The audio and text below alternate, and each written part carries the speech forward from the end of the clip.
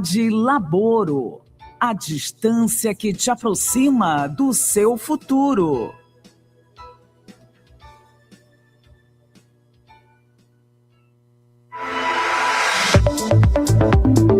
Rádio Opinião, a opinião de quem entende do assunto.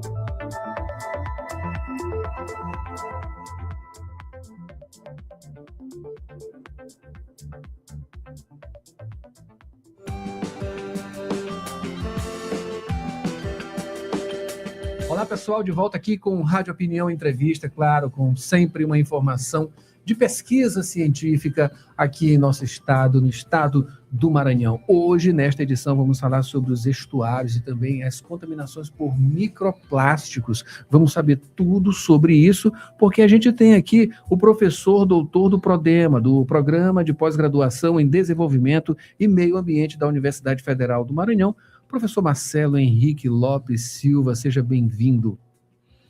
Obrigado pelo convite, é um prazer, uma satisfação enorme estar participando desse programa tão importante para o nosso estado, para a nossa ciência, para a nossa universidade. Satisfação a nossa, né? Satisfação a nossa também de trazer os trabalhos desenvolvidos pelo PRODEMA, né? Pela Universidade Federal do Maranhão, vocês profissionais, né, que lidam e que já têm uma história, né, com esses recursos aqui e que tratam de meio ambiente, né? Uma coisa bem ampla, bem importante, né, para a nossa sobrevivência, e falar sobre as questões relacionadas a microplásticos e em nossos estuários, né? Primeiro, vamos lá por partes, né? O que é um estuário? Então, o estuário é uma região de transição, né, do encontro ali entre o rio e o mar. É uma área ali de alta turbulência, biodiversidade incrível, significativa, uma área de berçário, uma área de reprodução, uma área de alimentação, né? Uma área muito importante que nós temos ali, né, nessa nossa região litorânea.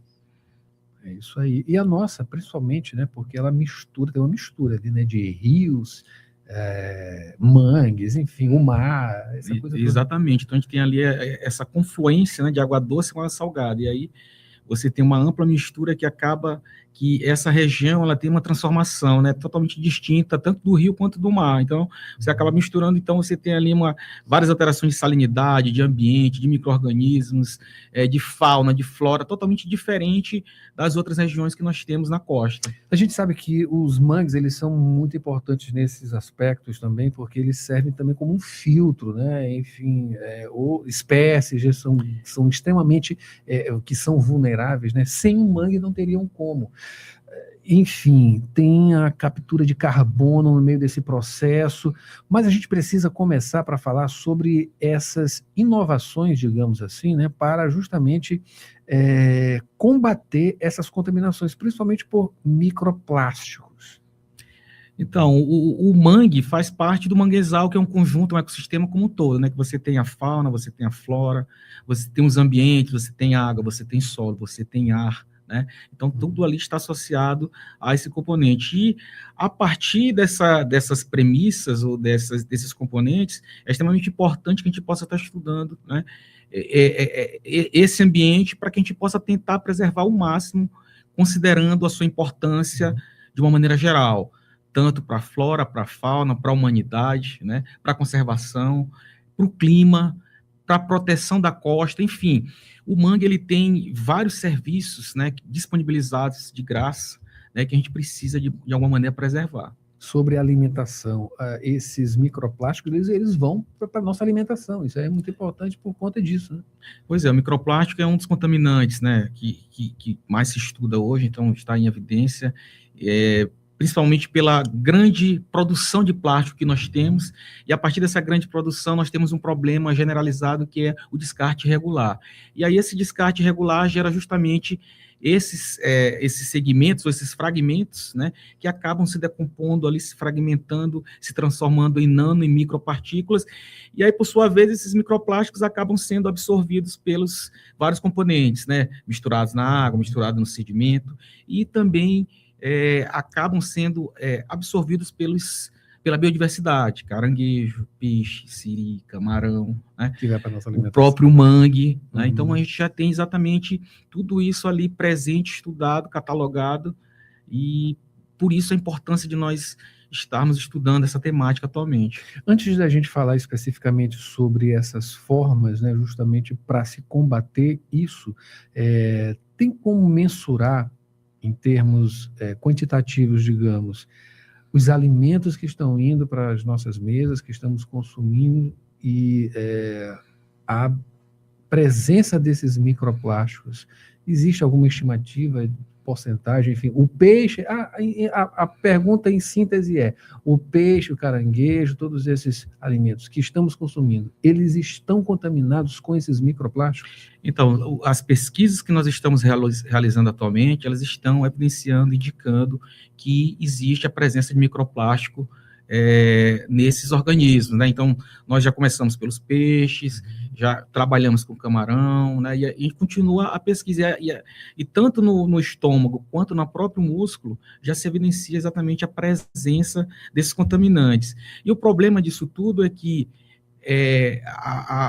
esses contaminantes presentes, né, como uma partícula sólida, né, mas a gente sabe, por exemplo, que o plástico ele tem vários contaminantes químicos, né, componentes químicos, e aí isso é que é o problema, que você acaba que, com a presença dessas partículas, né, nesses animais, e ele fazendo parte, por exemplo, da nossa alimentação, nós acabamos que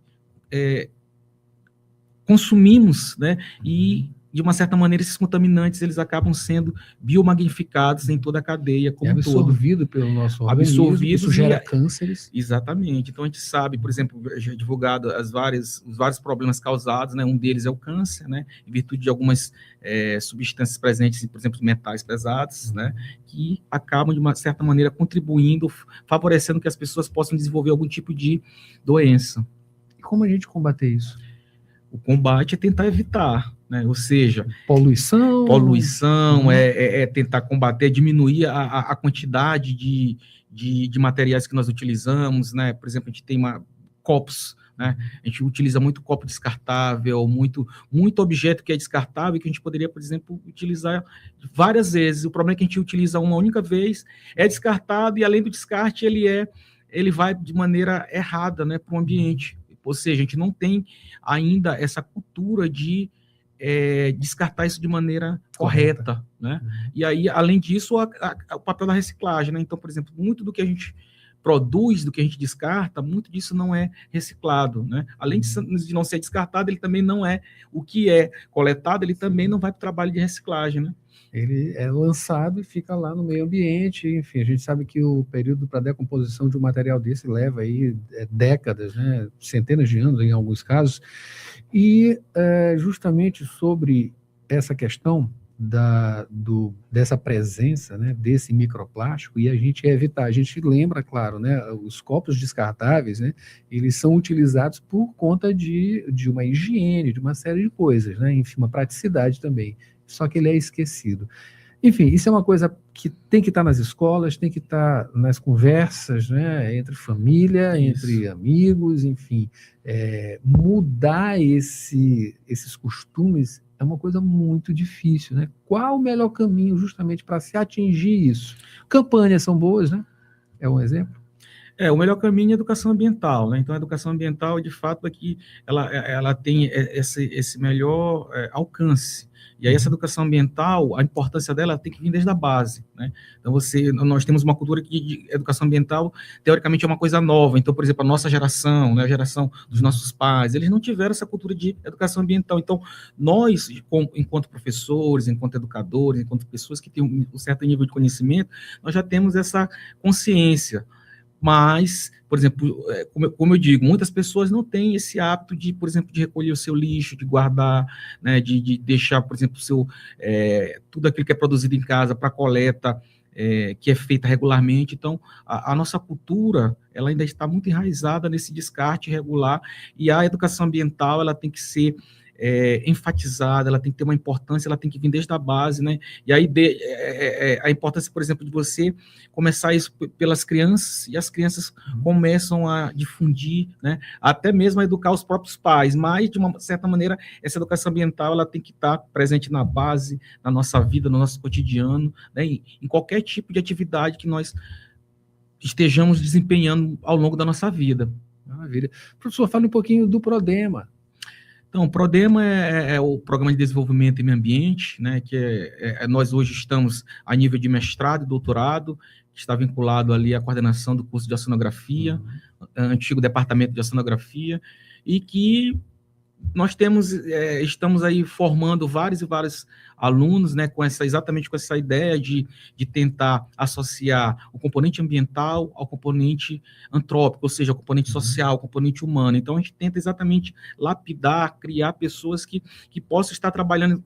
E uma dessas teias é exatamente a educação ambiental, que está enraizada no nosso programa, né, e que os alunos vão desempenhando e vão aperfeiçoando a sua vida acadêmica, tanto em nível de mestrado, quanto em nível de doutorado. Então, agora nós, inclusive na segunda-feira, teremos a aula inaugural da turma 2026 do mestrado, a turma do doutorado já iniciou suas atividades na semana passada, né, e nós temos os nossos programas seletivos anuais, que geralmente as inscrições abrem no final do ano.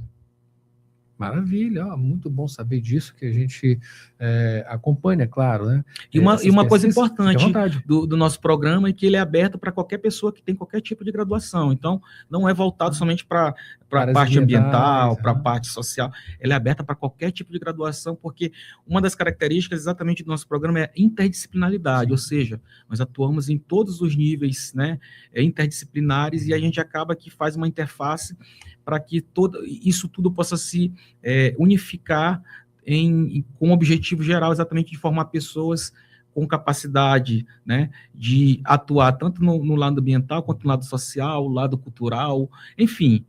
É isso aí. Uma infinidade, né, de possibilidades profissionais. Exatamente. Praticamente quase todas essas profissões, né, pelo menos as mais, como é que eu posso dizer, mais fluentes aqui na nossa sociedade, tem algum tipo de ligação, porque é ligado à gestão, é ligado a manejo de algum tipo de material, né, enfim, na construção, sustentabilidade. Sustentabilidade.